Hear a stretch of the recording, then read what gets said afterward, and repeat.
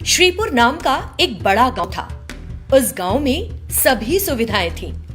बस एक ही परेशानी थी कि दूसरे गांव जाने के लिए एक नदी पार करनी पड़ती थी और उस नदी को पार करने के लिए सिर्फ 2 छोटी नावें थीं।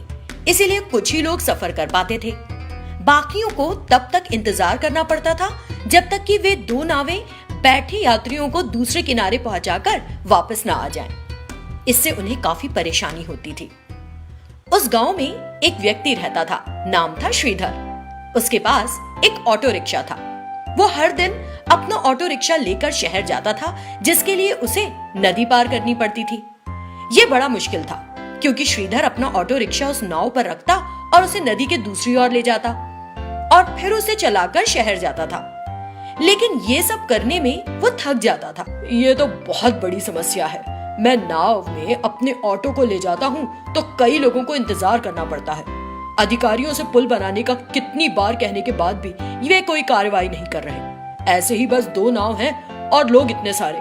मुझे समस्या को हल करने के लिए कुछ जुगत लगानी होगी। फिर उसने काफी देर तक सोचा। थोड़ी देर बाद उसे एक आइडिया आया।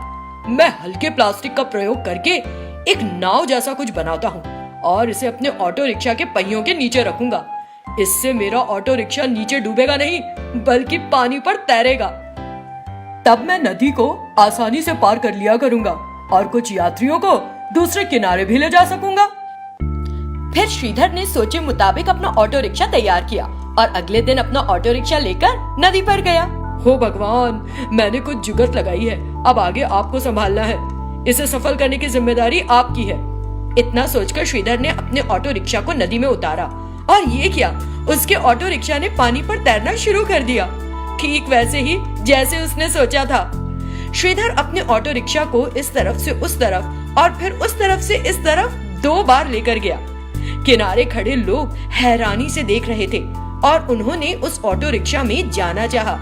तब श्रीधर ने कुछ यात्रियों को बिठाया और नदी के दूसरे तट पर ले गया। उसका 2-in-1 ऑटो तो चल निकला और शहर में अपने ऑटो रिक्शा चलाने के बजाय उसने लोगों को नदी पार करवाकर खूब पैसा कमाया। नदी पार जो 2 नावें थीं, वो काफी देर में एक किनारे से दूसरे किनारे तक पहुंच जाती थी, लेकिन ये 2-in-1 ऑटो रिक्शा 1 मिनट के भीतर नदी के विपरीत किनारे पर पहुंच जाता था। इसलिए सबने इसी का इस्तेमाल करना शुरू कर दिया। नाव जैसा दिखने वाला ये ऑटो रिक्शा लगता भी बड़ा स्टाइलिश था। इस तरह श्रीधर ने दिमाग लगाया और इस अनोखे ऑटो रिक्शा को तैयार किया। फिर उससे प्रेरित होकर 2 और नाविकों ने भी ऑटो रिक्शा खरीदे और उन्हें 2-in-1 बना दिया। इससे उन गांव वालों की समस्या पूरी तरह से हल हो गई। सभी ने श्रीधर की प्रशंसा की क्योंकि उसने बड़ी अक्लमंदी का काम किया था। श्रीधर भी इस अजूबे को बनाकर काफी खुश था। श्रीधर का आइडिया वाकई अच्छा था, है ना? अगर आपके पास भी ऐसा आइडिया हो तो अपने आसपास की परेशानियों को दूर करें।